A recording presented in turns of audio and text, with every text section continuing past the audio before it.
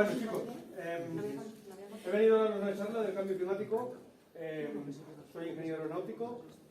Seguramente algunos os preguntaréis que por qué un ingeniero aeronáutico viene a daros una charla de cambio climático. Lo normal hubiera sido que hubiera cogido solo los de ciencias y les hubiera dado una charla de tecnología aeroespacial, que es lo mío, y hubiéramos flipado todos, hubiéramos salido súper contentos y nos hubiéramos ido a tomar alguna cerveza, ¿no? Pero no. Vamos a dar una charla del cambio climático. Y la razón es porque es algo muy serio. Es algo que va a impactar vuestras vidas, la de vuestros hijos, la de vuestros nietos, y va a cambiar el modelo de sociedad en el que vivimos actualmente. Entonces, si lo que queréis es informaros, ahora todo el mundo se va a YouTube a informarse. Y en YouTube vais a encontrar de todo, de todo. No voy a deciros todo lo que me he encontrado cuando he intentado investigar este tema, porque vais a flipar. Y encima este tema que es especialmente sensible, porque hay muchos científicos que están pagados por las petroleras, por la ExxonMobil, a decir lo que a ellos les conviene, ¿no? No, yo lo que he hecho es irme a las fuentes, a los que investigan esto, qué es lo que investigan, cómo lo investigan, qué datos obtienen y demás. Lo primero que tenemos que tener claro cuando hablamos de cambio climático es qué es el clima. Hay que distinguir el clima del tiempo atmosférico. El tiempo atmosférico hace lo que le da la gana. Hoy hace sol, mañana llueve, pasado frío, viene un temporal, lo que quiere. Vale, como os decía, el tiempo atmosférico hace lo que le da la gana. Hoy hace frío, mañana hace calor, ahora nieva. Pero si cogemos las condiciones medias de tiempo atmosférico durante un periodo grande de tiempo, décadas o centurias, de un área, un país o un planeta, estamos definiendo el clima de ese planeta o de ese área o de ese país. Por lo tanto, el que ahora sea el mes de julio y se ree una nevada no influye para nada en el clima, para nada, porque la media es muy larga. Es sacar la media de esa temperatura durante los 10 No debemos pues hacer como este.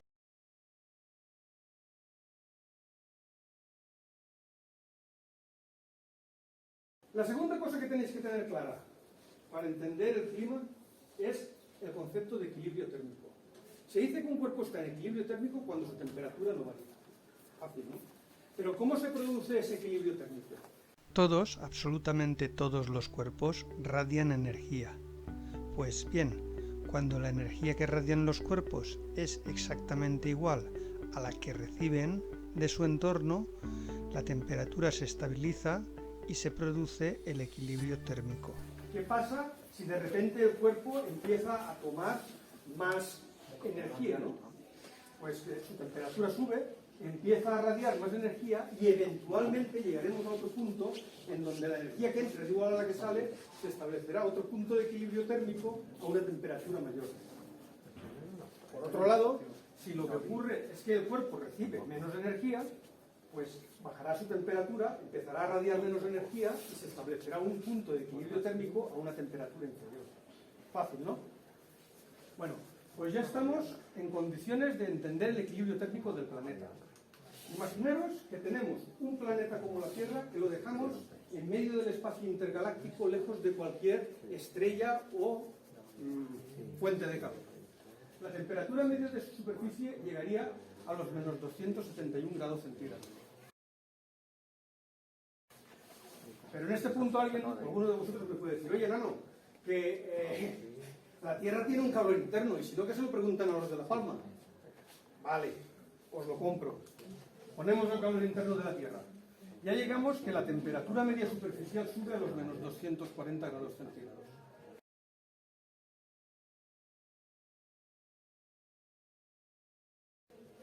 Y alguien me puede decir, sí, pero no estamos en medio del espacio intergaláctico lejos de cualquier estrella, tenemos el Sol a nuestro lado.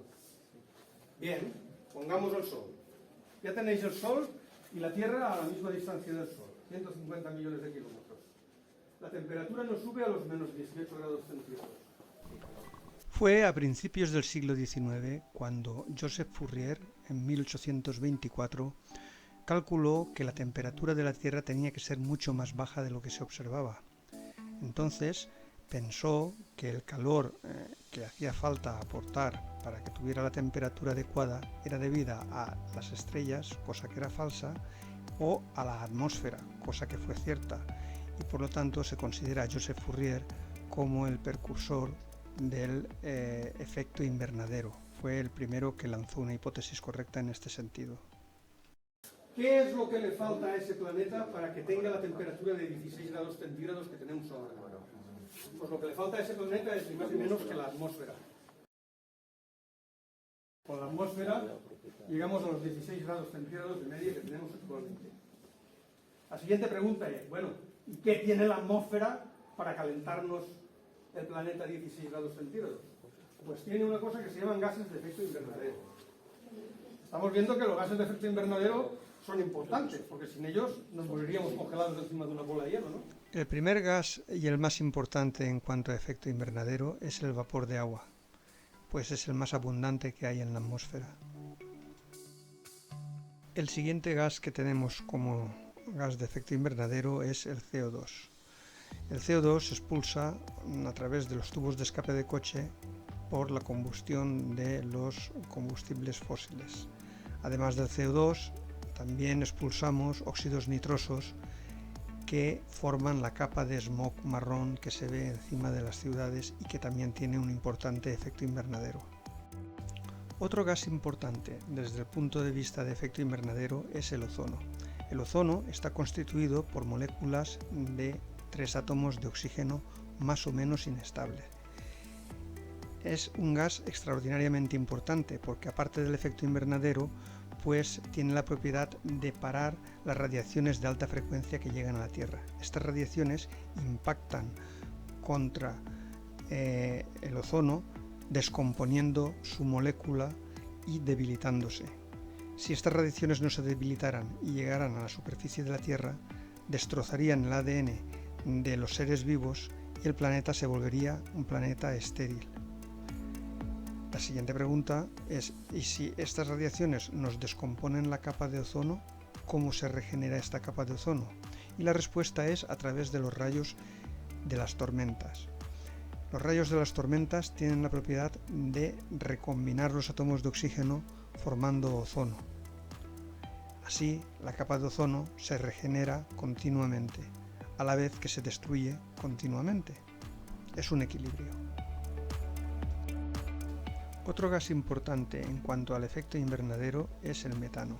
El metano suele tener un origen biológico y de hecho, cuando exploramos o intentamos localizar vida en otros planetas, es uno de los gases que se buscan.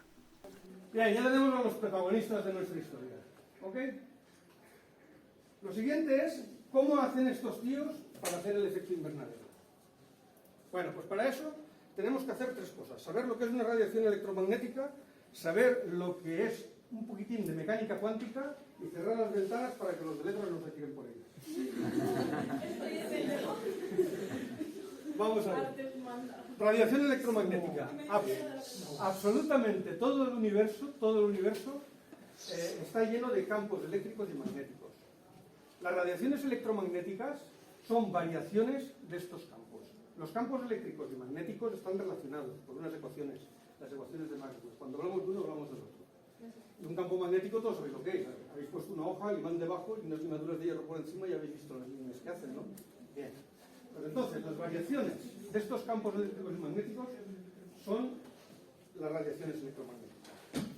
¿Y qué características tienen? Pues que se transmiten en forma de onda. Igual que cuando echáis la piedra en un estanque que forma ondas, pues igual, en forma de onda. Además, se propagan a una velocidad brutal, a la velocidad de la luz.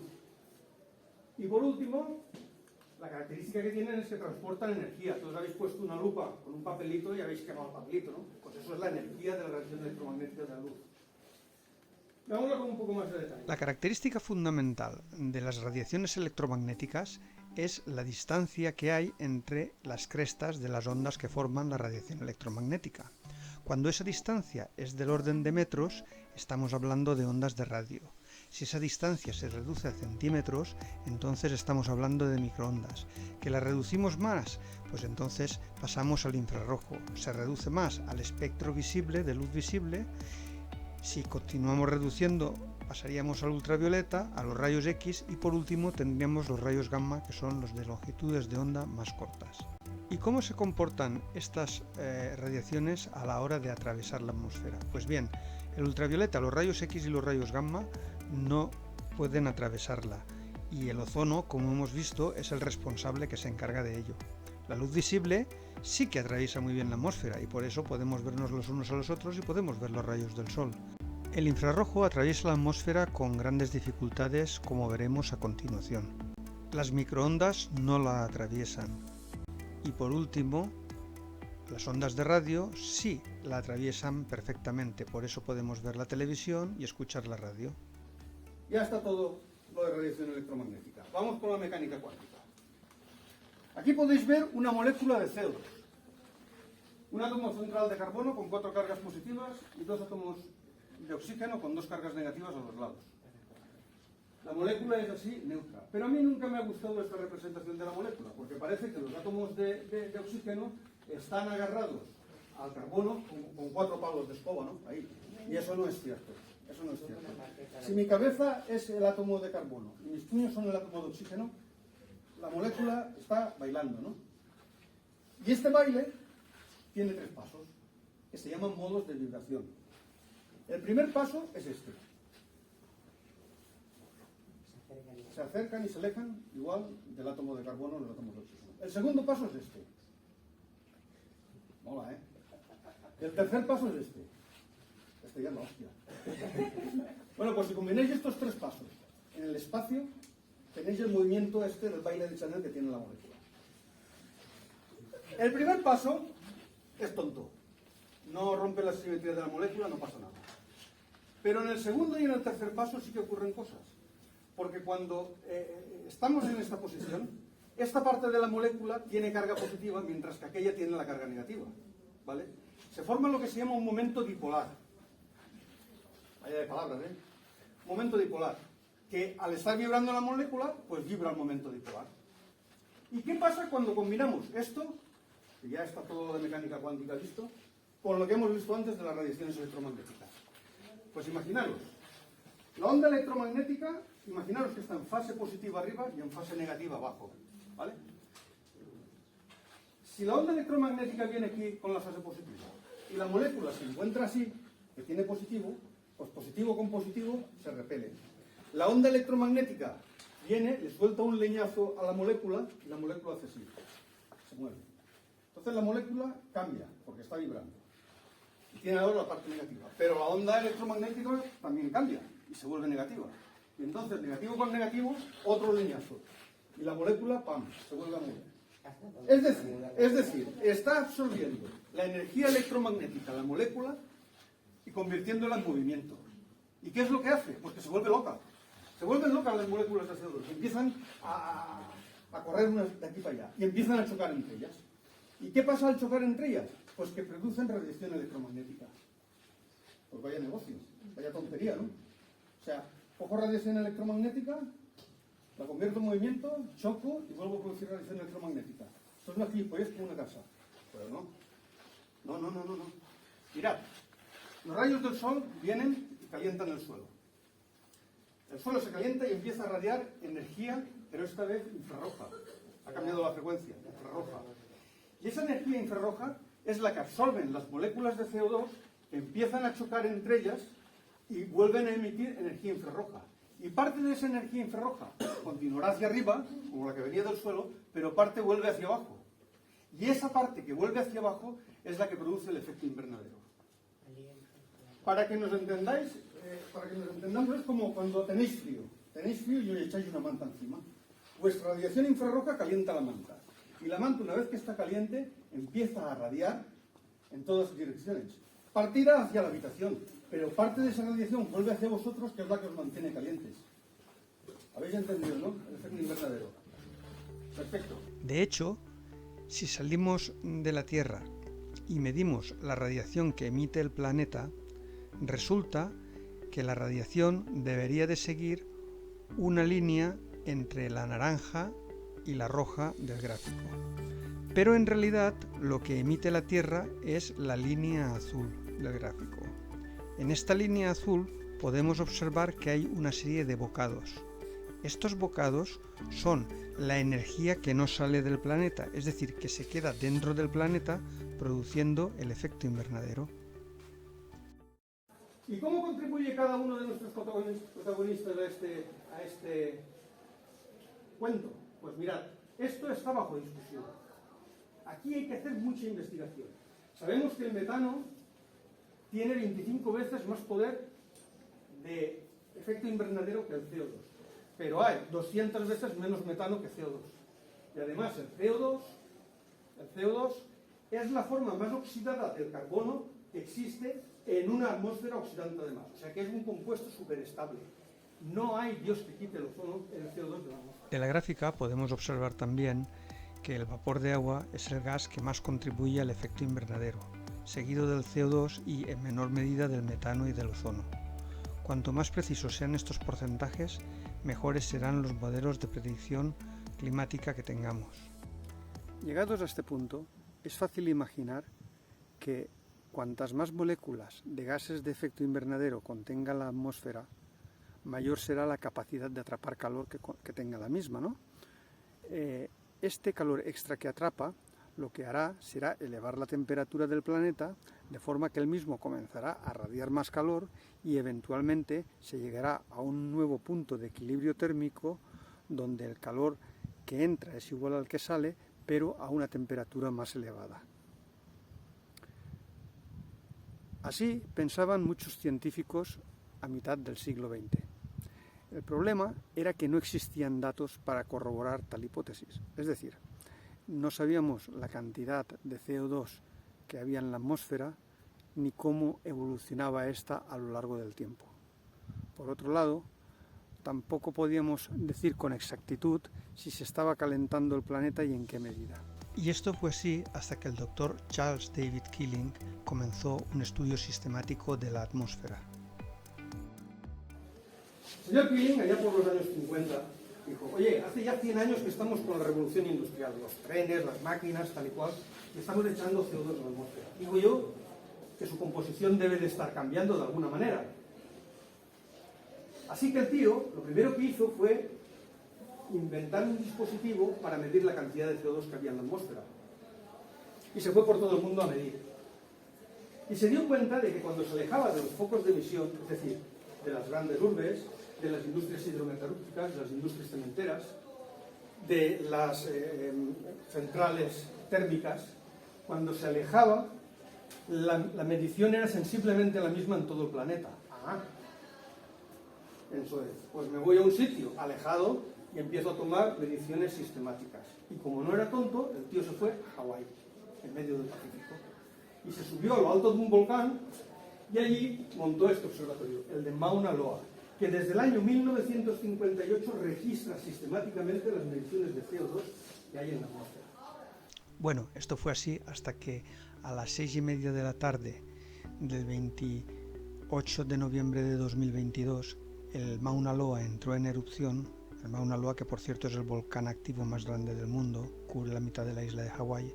Pues bien, este volcán entró en erupción y cortó las líneas de suministro y la carretera a la estación de observación.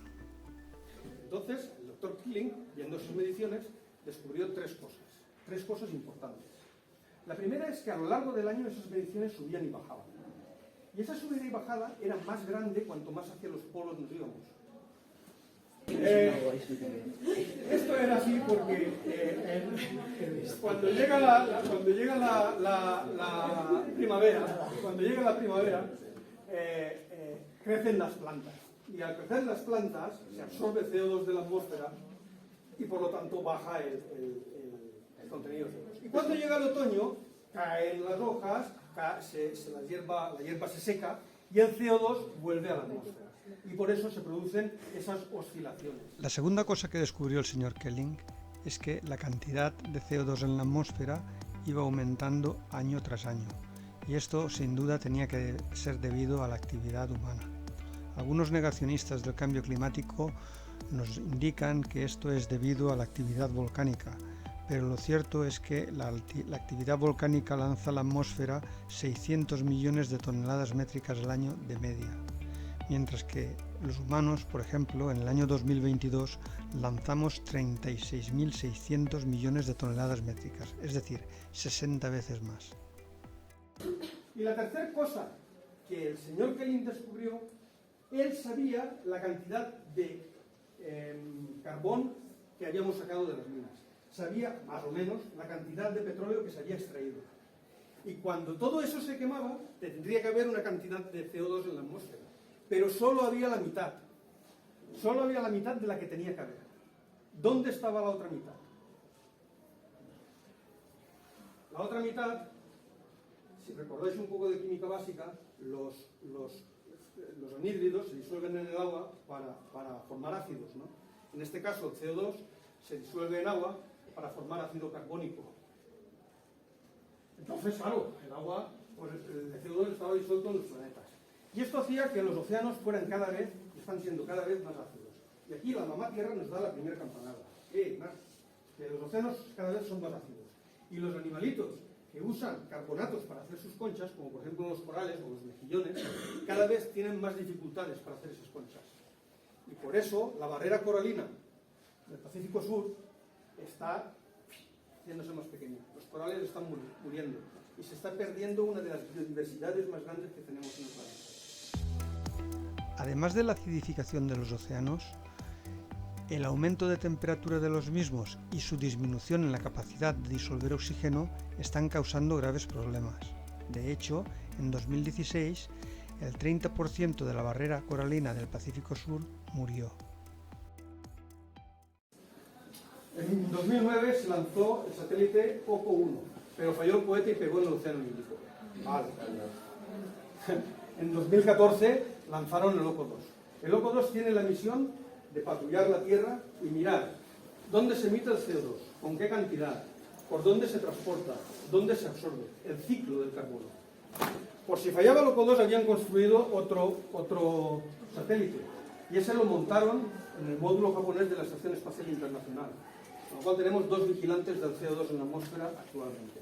Ciertamente el OCO-2 ha descubierto ya cosas curiosísimas. Por ejemplo, las selvas tropicales, que se pensaban que eran el pulmón del mundo, pues no tienen una función tan grande como se esperaba a la hora de absorber CO2, en tanto que los bosques boreales sí que son los grandes absorbedores de CO2 de la atmósfera. Todos estos datos están públicos en Internet para quien desee consultarlos. Ya teníamos las mediciones de CO2. ¿Qué va a pasar? ¿Dónde vamos? Antes de saber dónde vamos, conviene saber de dónde venimos. ¿Vale? ¿Cuál era el clima que había habido en el pasado? Eso lo sabe la climopaleontología. Y tenemos que agradecer al señor Richard Blaine Alley el desarrollo de esta ciencia. Veréis, la nieve en las zonas perpetuas, conforme va cayendo, se va acumulando en capas por años. Aquí podéis ver esas capas en la cara de un glaciar en el Perú. ¿Okay? Si contamos las capas hacia abajo, sabemos en qué año cayó la nieve. Lo mismo que cuando contamos los anillos de los árboles, ¿de acuerdo? Cuando cortamos los anillos de los troncos de los árboles. Bien, cada una de esas capas contiene 3 cosas. La primera, los isótopos del agua que forman la propia capa. Y aquí es donde viene la contribución del señor Blaine. Él descubrió que los isótopos del agua de cada una de esas capas están directamente relacionados con la temperatura media del planeta que había en ese momento. Y se pudo establecer la climopaleontología. La segunda cosa que hay en las capas de agua esas son pequeñas burbujas que se quedan atrapadas. Y el análisis de esas pequeñas burbujas nos van a mostrar la composición de la atmósfera en ese momento. Por último, tenemos que atrapan cenizas volcánicas y sales marinas. Aquí podéis ver en un corazón de hielo que han sacado los climopaleontólogos una zona oscura, ¿la veis, no? Sí. Esa zona oscura corresponde a las cenizas volcánicas de un volcán que erupcionó hace 25.000 años.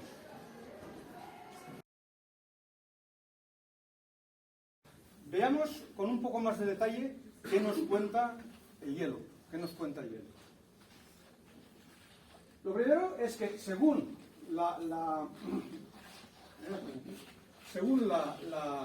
profundidad a la que se extrae el hielo, podemos saber el tiempo hacia atrás en el que cayó dicha agua, dicho hielo. La segunda, a mí me gusta poner esto en perspectiva. Entonces, si hacemos una regla con la historia del planeta y cada milímetro de esa regla es 1 millón de años, representa 1 millón de años, tendríamos que desde que nació el planeta hasta hoy habría unos 4,5 metros, como de aquí a la pared, más o menos, de distancia, ¿no? Los de ciencias, los de letras, usáis mucho estas reglas de tiempo, ¿no? Bueno, pues aquí hay 400.000 años. Es la mitad del último milímetro de la línea. El último medio milímetro de esta línea de 4 metros desde que nació la Tierra, pues la mitad representa esta escala de tiempo. ¿Vale? ¿Y qué nos dice? Pues que 0 grados aquí representan los 15 grados que hemos tenido en los últimos 10.000 años de temperatura media.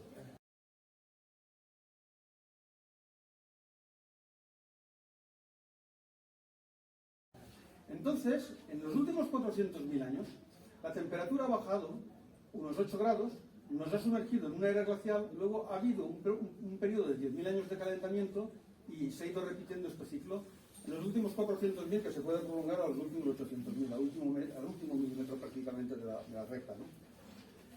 ¿Qué es una era glacial? Pues ha bajado la temperatura media del planeta 8 grados, si estamos en 15, se quedan 7. Y una era glacial, para entendernos de qué estamos hablando, es todo el hemisferio norte cubierto de hielo. Ciudades como Moscú, Oslo, Londres, París, enterradas por capas de kilómetros, con K, kilómetros de hielo. Una auténtica catástrofe. ¿Y ese agua de dónde ha salido? Ese agua ha salido del mar. El mar ha descendido en su nivel 100 o 120 metros. Una catástrofe. Continúo poniéndonos un poco en perspectiva de lo que es la escala temporal. En la última era glacial, el hombre cruza el estrecho de Bering hacia América. De Eurasia pasan a América y conquistamos América. Porque el estrecho de Bering se podía pasar andando. Es lo que os relata la película de Ice Age. No sé si la habréis visto. Sí, ¿no? Bueno, pues es eso. Es esta parte de aquí. Luego sigue un calentamiento rápido de la atmósfera.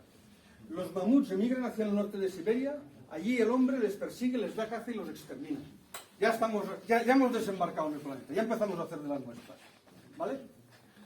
A partir de ahí, se abandona el neolítico, empieza a formarse las primeras ciudades, empiezan a formarse las primeras civilizaciones y demás. Y toda esa historia que estáis estudiando, toda la historia del ser humano, es esta última rayita de aquí. Esta última rayita de aquí. Si esto es medio milímetro del último milímetro de la historia de la Tierra, pues dentro del medio milímetro esta rayita de aquí. Fascinante, ¿no?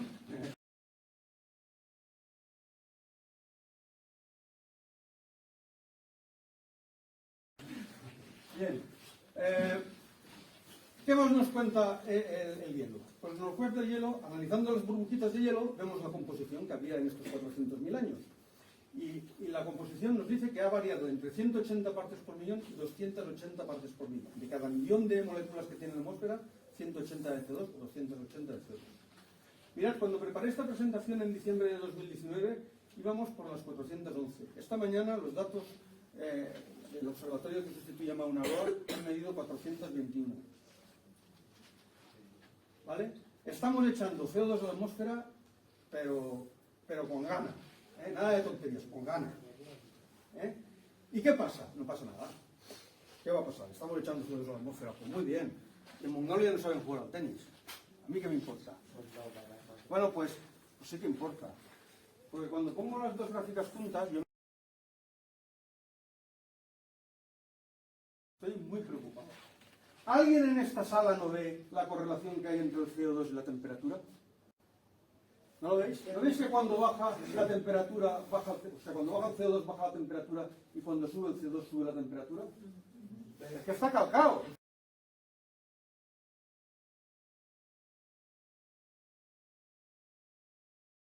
CO2 es la azul, ¿no? La azul, La sí. temperatura no. Es que está calcado. Entonces, que no me vengan diciendo a mí ahora que el grado que ha subido desde 1850 hasta ahora la temperatura media del planeta es debido a erupciones solares. En los últimos 10.000 años no ha habido erupciones solares y ahora hay erupciones solares. Seamos serios. ¿Vale? Veo que para los negacionistas del cambio climático les resulta muy difícil rebatir esta gráfica. Yo no lo sé a vosotros. Si vosotros lo queréis creer, os lo creéis. Yo no me lo creo. Yo no me lo creo. ¿Vale? Bien. ¿Cómo estamos echando CO2 a la atmósfera? En plan salvaje y burro. En los primeros 100 años de la revolución industrial, cada 25 años echábamos 7 partes por millón.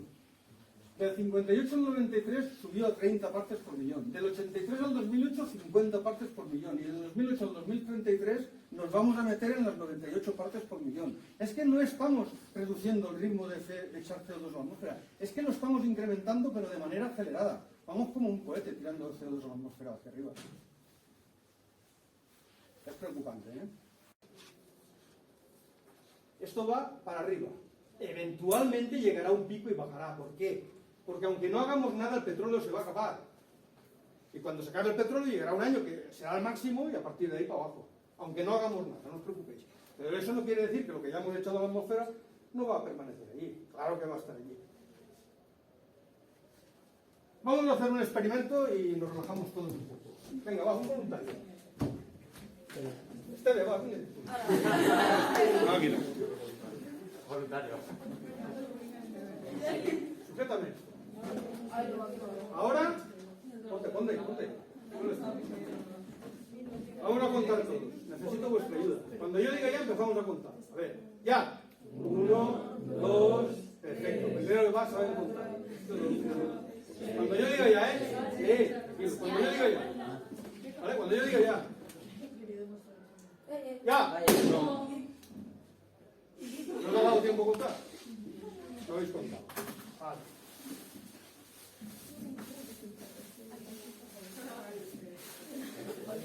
Vale, ponte un poco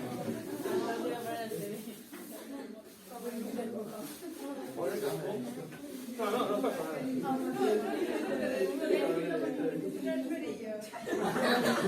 Hostia, lleva agua.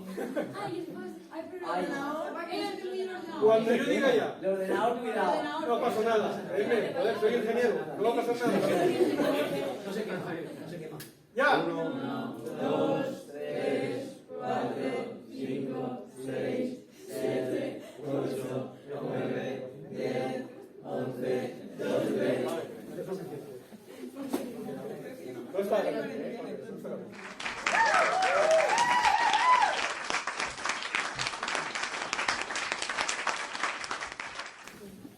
Bien.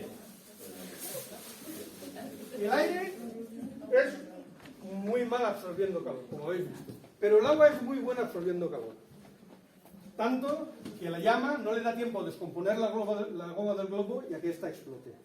Entonces, si yo os pregunto, ¿dónde va todo el calor extra que estamos atrapando en la atmósfera? ¿Qué me respondéis? Mares de océano, exactamente. Al océano. El océano atrapa el 93% del calor. Ahí es donde está la acción. Ahí. Esto es lo que lleva a la acción del cambio climático. Y los océanos es lo que tenemos que vigilar, nos guste o no. No el hombre del tiempo, los océanos. ¿Vale? Para vigilar los océanos se han lanzado otra batería de satélites. Desde el año 93 que se lanzó el Topex Poseidón, misión conjunta a Estados Unidos y Francia. Se lanzó el Jason 1, el Jason 2, el Jason 3. Y en noviembre del 2020 se lanzó la misión Jason Sentinel, europea y francesa. Y para el 2025 han fabricado 2 de estos satélites y para el 2025 lanzaremos el siguiente para que siempre hayan 2 satélites haciendo overlap, ¿no? Solapándose y que no perdamos datos. ¿Ok? ¿Y qué es lo que miden estos satélites? Miden 2 cosas. La primera, la temperatura de los océanos. La segunda, el aumento del nivel de los océanos. Aquí está. La temperatura de los océanos, esta es la media global y esta es la de los distintos océanos. Y esta es el aumento de nivel en los océanos.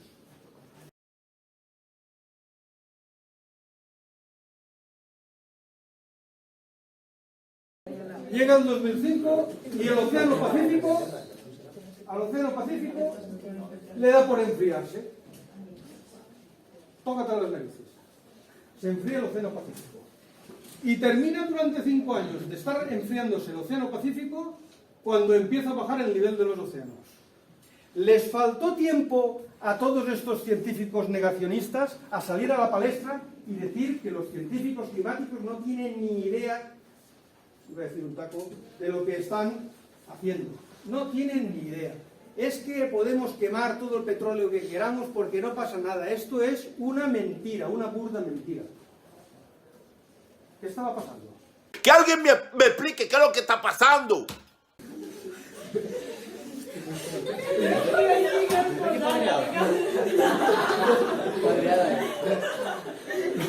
Lo que estaba pasando es que por un fenómeno que se llama el decay, que no se entiende muy bien, pero los oceanógrafos están trabajando en él, los primeros 1000 metros de agua del Océano Pacífico se estaban mezclando. Y al aflorar agua fría de los 1000 metros más profundos del océano hasta la superficie, se detectó esa bajada de temperaturas. La segunda cosa que ocurrió, por qué bajó el nivel, lo descubrió la misión Grace. La misión Grace es una misión conjunta estadounidense y alemana. La misión Grace consiste en 2 satélites que vuelan en la misma órbita separados por una distancia de 200 kilómetros, de forma que uno persigue al otro, y por eso se les apoda Tom y Jerry. Esta distancia que los separa está medida con una precisión exquisita, del grosor de un cabello humano en la misión Grace, y en la misión Grace 4 del grosor, con una precisión del grosor de un glóbulo rojo. Pues cuando se va delante que Jerry pasa por encima de una montaña nevada, sufre una atracción gravitatoria que aumenta la distancia entre ellos. Luego, cuando Tom alcanza la montaña, se reduce la distancia. Entonces van midiendo cómo aumentan y disminuyen esas distancias. Y el aumento y disminución de distancias es proporcional a la masa que hay debajo. Si el año siguiente la montaña ha derretido el hielo, hay menos masa y la distancia entre ellos es menor. Y entonces se han descubierto cosas increíbles. La pérdida de hielo en Groenlandia se ha podido cuantificar. El estudio de la pérdida de hielo en Groenlandia es extraordinariamente importante. Debemos pensar que este hielo podría hacer subir el nivel de los océanos 8 metros. Además, es el que más rápidamente de los hielos perpetuos se está derritiendo, puesto que Groenlandia está situada en el hemisferio norte, que es el más caliente. La pérdida de hielo en los polos se ha podido cuantificar. La sobreexplotación de acuíferos. Empezamos a sacar agua para regar. Bueno, pero como llueve, pues no. A lo mejor el agua que tenemos debajo lleva 1000 años o 2000 años para llenarse. Si la sacamos, pues se ha acabado. Sobreexplotación de acuíferos. Y ellos descubrieron lo que pasó con el nivel de los mares. Hay 2 fenómenos meteorológicos. El Niño, que trae un tiempo seco, y la Niña, que lo trae húmedo.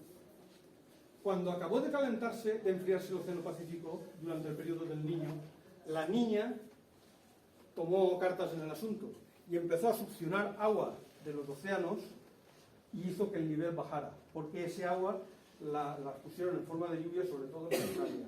Y tardó 2 años ese agua en volver a los mares. Una vez que volvió el agua a los mares, se volvió a la tendencia de subida en los océanos. Es importante que notéis cómo en los últimos años esta tendencia a subir, se está empinando, es decir, cada vez se sube con más fuerza a nivel de los océanos. Aunque la media desde que estamos midiendo era de 3,28 milímetros por año, ahora está entre 4 y 5 milímetros al año, lo que suben los océanos. Y cada vez suben más deprisa.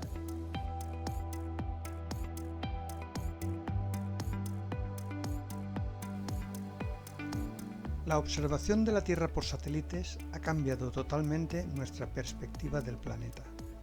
Durante los últimos 25 años, decenas de satélites, en un esfuerzo de cooperación internacional sin precedentes, han orbitado la Tierra sin descanso.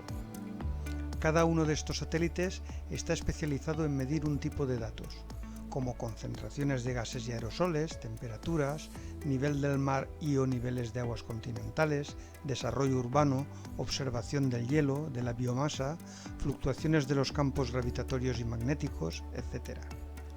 Por primera vez podemos observar en tiempo real todos los aspectos del planeta Tierra desde una posición privilegiada. Esto permite a los científicos tomar el pulso al planeta. Los datos proporcionados han permitido descartar viejas teorías, así como proponer nuevas.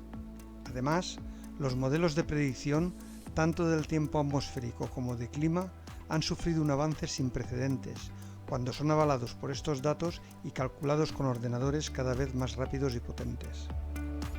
Estos modelos nos permiten evaluar los distintos escenarios que pueden darse en el futuro según los humanos actuemos de una manera Los escenarios que manejan son tres. ¿Os acordáis antes que os había dicho que había un pico, o que iba a haber un pico en la emisión de gases de efecto invernadero, ¿no? Pues si ese pico se produce en el 2040 porque nos ponemos las pilas y empezamos a apostar por las energías que no emitan CO2, está el escenario de arriba y para el 2100 se calcula que tendremos 1,7 grados más de calentamiento en el planeta.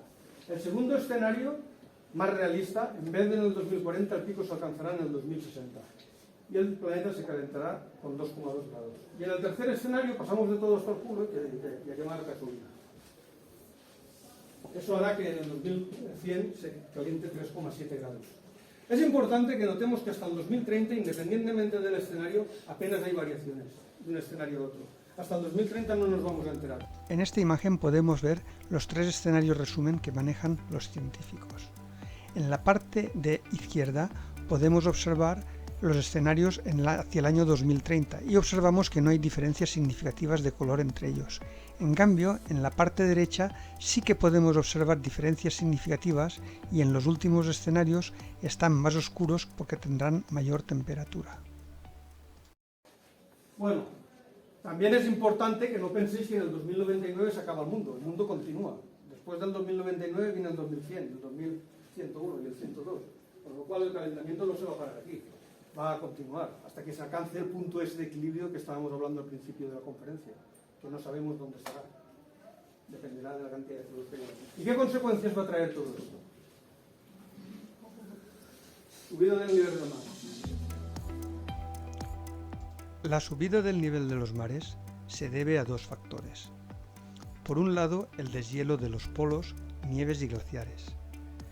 Por otro, el calentamiento del océano, ya que el agua caliente ocupa un mayor volumen que la fría. Si se derritiera todo el hielo del mundo, solo por esta causa y sin tener en cuenta el calentamiento del océano, el nivel del mar subiría entre 60 y 70 metros. Por supuesto, la subida sería mayor si tenemos en cuenta este calentamiento. Hoy, 770 millones de personas viven a menos de 5 metros por encima del nivel del mar. Si bien en zonas como los Países Bajos cuentan con fuertes diques de contención para evitar inundaciones, la inmensa mayoría de esta población está desprotegida, especialmente en zonas pobres de Latinoamérica o Asia o el delta del Ganges. Actualmente estamos observando que en algunas áreas el nivel de inundaciones ya es el doble de frecuente de lo que era hace 30 años. La subida del mar ya es inevitable y de hecho las previsiones hechas por el IPCC ya han tenido que ser revisadas al alza varias veces. Es tiempo de empezar a pensar qué zonas debemos proteger de la subida del mar y replanificar el crecimiento de ciudades costeras. Se cree que subirá en los próximos 100 años unos 2 metros, 1,80 m, 2 metros. 1,80 m, chicos, representa hoy en día 200 millones de desplazados. Estamos en una guerra. En una guerra. Antes los romanos se mataban 35% de la gente en el campo de batalla y se acababa. Luego vino la guerra civil. 400.000 desplazados y 1 millón de muertos. Evoluciona la guerra. Viene la guerra civil de Siria. 300.000 muertos, pero 5 millones de desplazados, que ponen en jaque a Europa. ¿Qué vamos a hacer con 200 millones de desplazados? Estamos en guerra. Que no hay muertos, aquí tenéis. Año, como no, 2005 de nuevo. Katrina. Mientras se enfriaba el Océano Pacífico, el Golfo de México estaba que ardía. El agua quería salirse del océano, ¿no? Pasa una zona de bajas presiones y el agua es fuel. Es fuel. Se monta un huracán de categoría 5. Pasa por encima de Nueva Orleans. 2.000 muertos. 125.000 millones de pérdidas materiales. 125.000 millones es la tercera parte que maneja el presupuesto de España. Si llega a pasar aquí, ¿qué hacemos? ¿Le bajamos el sueldo un 30% a todos los funcionarios? ¿Y a los pensionistas? Porque ya me diréis. El agua constantemente se evapora de los océanos a la atmósfera. Es un efecto importante en el efecto invernadero y en el ciclo del agua en la Tierra. Pero cuanto más calientes se vuelven los océanos y la atmósfera, más agua se evapora. Los ciclones, que ocurren regularmente en los trópicos, tienen disponibles más agua y energía de condensación. Transportan más humedad, se vuelven más fuertes y permanecen estables por más tiempo. Los investigadores no han encontrado todavía que los huracanes, tifones y ciclones se hayan vuelto más frecuentes debido al cambio climático, pero sí que han incrementado su intensidad y recorrido. Con más energía pueden adentrarse más en tierra y causar más destrucción. Vale. Pérdida de hábitat. Aquí tenéis al oso polar. El oso polar se alimenta de focas. Y las focas son unas excelentes nadadoras. Mejores que ellos, mejores que los osos polares. Pero el hielo les da una ventaja táctica para poder atacarlas. Se ponen encima del hielo y se abalanzan sobre ellas. Si desaparece el hielo del polo norte o del norte, ¿qué va a hacer el oso polar? Hombre, también pueden mirar al sur y empezar a comer canadienses y rusos. Va a morirse. ¿No? Va a morirse. Permafrost. ¿Algunos habéis visto la fiebre del oro? Sí. Pues sabéis lo que es el permafrost, ¿no? Sí. El terreno congelado. La cantidad de biomasa que permanece inerte en el permafrost es mayor que la que actualmente puebla el planeta. Es un inmenso almacén de carbono. Cuando el permafrost se descongela, se convierte en alimento para microbios que producen dióxido de carbono y metano. Estos gases liberados en la atmósfera no solo empeorarán el calentamiento global, sino que pueden fijar definitivamente un punto de no retorno en la lucha contra el cambio climático. Desplazados. Gente que huye de su tierra porque no pueden darles de comer. ¿Vale? No pueden darles de comer a su tierra. Gente que huye. Cerrar fronteras no va a ser. Varias zonas de la Tierra se están volviendo literalmente inhabitables, bien porque hace demasiado calor, porque están inundadas o porque ya no se puede cultivar nada en ellas. El lago Chad en África, por ejemplo, que da sustento a millones de personas, ha perdido el 90% de su extensión entre 1963 y 2007.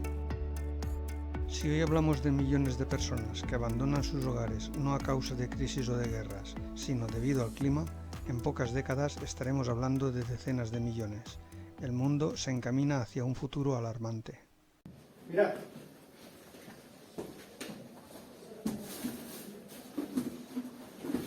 En uno de mis viajes por el Fat del Pi, me hice amigo de un ex agente de Scotland Yard. El hombre tenía un hijo que falleció desgraciadamente, era astrofísico, y nos pusimos a hablar, porque ciencia, a mí estas cosas me gustan mucho, ¿no?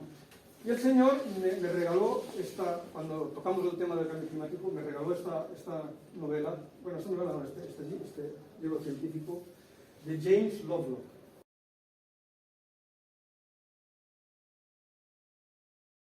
¿Habéis visto alguna película del 007? Sí.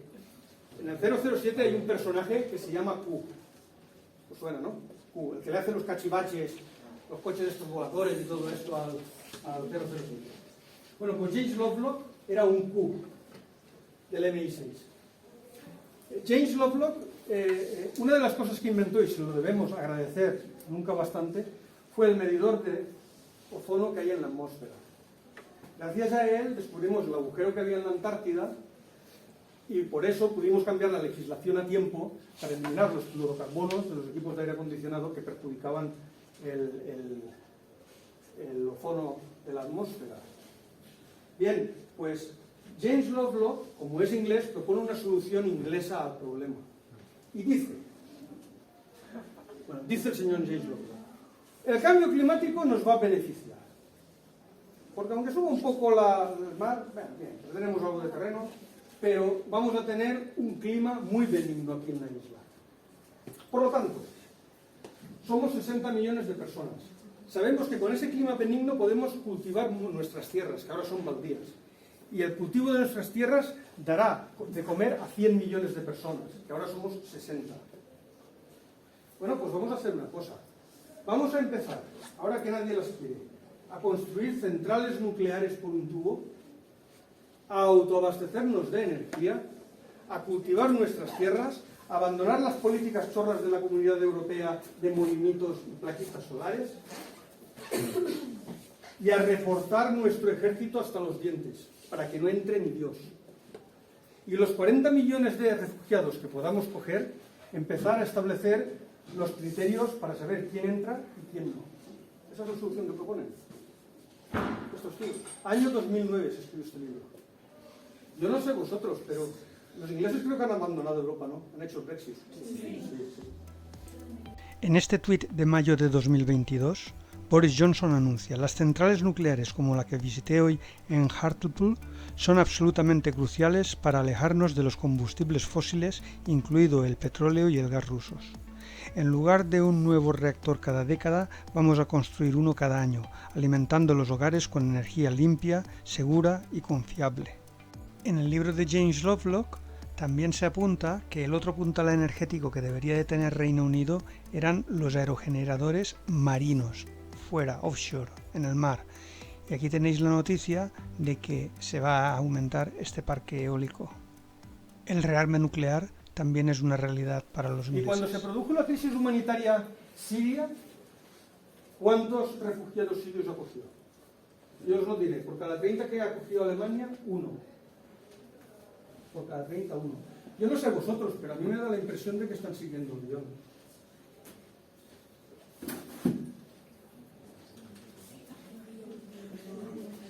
Último problema, y ya os dejo. Los incendios forestales. Las grandes sequías que vamos a sufrir, tened en cuenta que el Sáhara en los últimos 100 años se ha expandido ya un 10% en superficie, nos van a afectar. Nos van a afectar con incendios, que cada vez serán más numerosos y más difíciles de extinguir, y que añadirán CO2 a la atmósfera y engordarán el problema. Y encima, nosotros estamos en primera línea. En la guerra que os he dicho, España, Italia, Grecia, la cuenca mediterránea, estamos en guerra. Somos los primeros que vamos a sufrir la desertización de nuestras tierras. Tenemos que ponernos a currar, a pensar cómo solucionamos ese problema. Nosotros, el sur de Estados Unidos. Veranos cálidos y secos también incrementan el riesgo de incendios. Incluso en los ecosistemas, en los que el fuego es parte del ciclo natural, los periodos de sequía causan que los incendios se vuelvan más frecuentes y extensos. Las estaciones de incendios se hacen más largas. Además, el 90% de los incendios son provocados. Los incendios devastadores de Australia quemaron el 21% de la masa forestal del país entre junio de 2019 y marzo del 2020. Se estima que 3.000 millones de animales murieron en llamas. La probabilidad de incendios devastadores se incrementa un 30% conforme se calienta el clima. Los expertos hablan de condiciones favorables de tiempo para incendios. En 2020, sobre 40.000 kilómetros cuadrados se quemaron en la costa oeste de Estados Unidos. Esto es más o menos el 23% de la masa forestal española. El coste material de estos incendios fue de 10.000 millones de dólares. Detectar y hacer un seguimiento de los incendios desde el espacio es una de las principales misiones de los satélites meteorológicos americanos GOES-16 y GOES-17. Con 16 bandas espectrales pueden medir aerosoles y nubes en la atmósfera y detectar tormentas de rayo. Con la ayuda de mediciones precisas infrarrojas también pueden identificar el humo de volcanes e incendios, permitiendo una contribución fundamental para la detección temprana de incendios, apoyando su extinción. Los golpes de calor se han incrementado ya un 37%. Y hasta aquí esta primera presentación. La pregunta que os estáis haciendo todos es ¿qué hacemos para solucionar el marrón este en el que nos hemos metido? Eso será el objeto de la presentación de la semana que viene. Y si os ha interesado esta, o os ha despierto, ¿no? Porque yo creo que estábamos todos un poco durmiendo en este tema, pues os espero la semana que viene para continuar hablando de la historia.